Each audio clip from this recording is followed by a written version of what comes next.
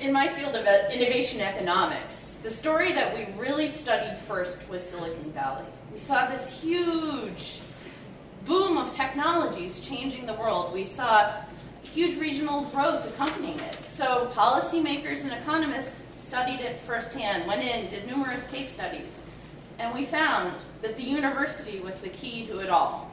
Stanford and Berkeley were two very unique institutions.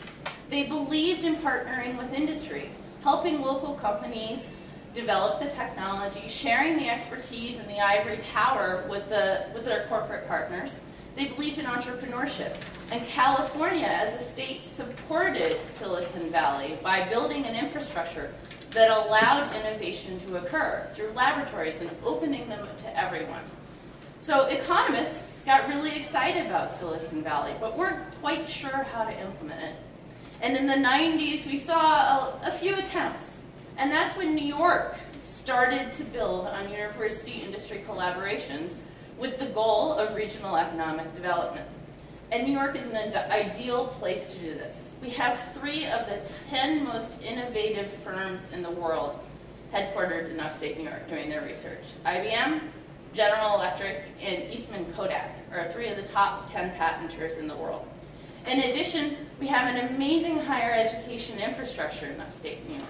We have the SUNY system, Albany, and in addition we have Cornell, we have RPI. There's a lot of brain power in New York. There's a lot of research being done, a lot of patents awarded to New York, but we weren't quite manufacturing with that yet. And we weren't using our assets in industry and our assets in universities effectively. But in the 1990s, that started to change. And New York saw an opportunity in nano.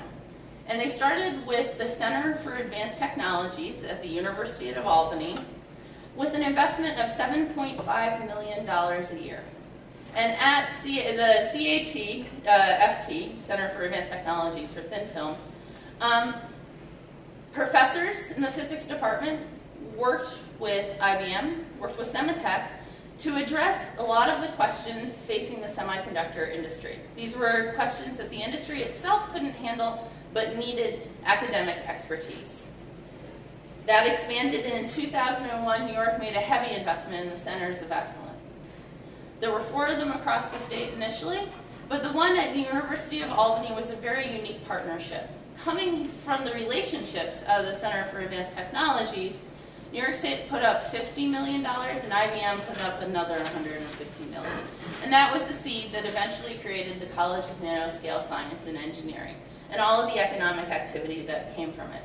Since then, we have gotten the industrial leaders in the world. We have IBM, a New York staple, followed by Sematech, relocating from Texas eventually. We have Tokyo Electron, we have ASML, we have Applied Materials. These are the leaders in the semiconductor industry. And we became one of the top hubs for nanotechnology research and semiconductor research in the world. And in a mere 10 years, CNSE has collected $6.5 billion of investment. Less than $1 billion of it has come from New York State. So for every $1 New York State puts into a collaborative research center like CNSE, they've gotten $5.5 from industrial partners.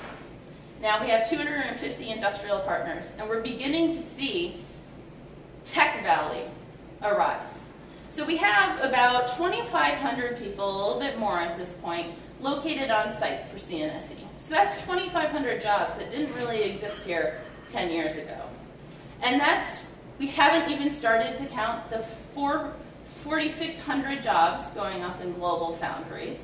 So we're seeing a lot of economic activity there. And I think what was really key for New York State having this success is looking at what it has within the state, the resources that it has, and partnering with IBM, an excellent company with a long history of collaboration, and coming together and using it for economic development. They didn't have to create new companies. They didn't have to use huge tax benefits to help companies relocate. They took full advantage of what resources were available in the state.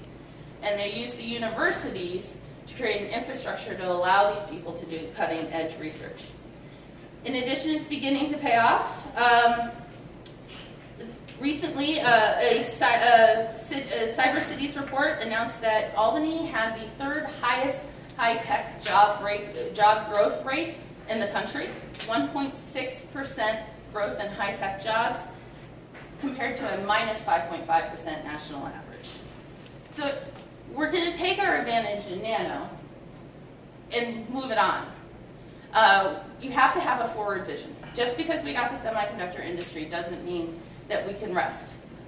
CNSE is working on environmental technologies. There was a great article in the Times-Union this weekend about how upstate New York and the capital region is really a hub for environmental technologies and green growth. We have to take advantage of that, and we're doing that. In addition, we've worked well with established companies, and we now know that the true source of growth is startup companies. New companies, small companies are really the biggest creators of jobs in the U.S. So we're beginning to work with entrepreneurs in the region. With funding from NYSERDA, we've created an iClean incubator that trains entrepreneurs, introduces them to technologies, and helps them start businesses. So I think in the near future, we're going to see CNSE working with established companies and also spinning out new companies, which are going to create a lot of regional economic growth and help us maintain Tech Valley.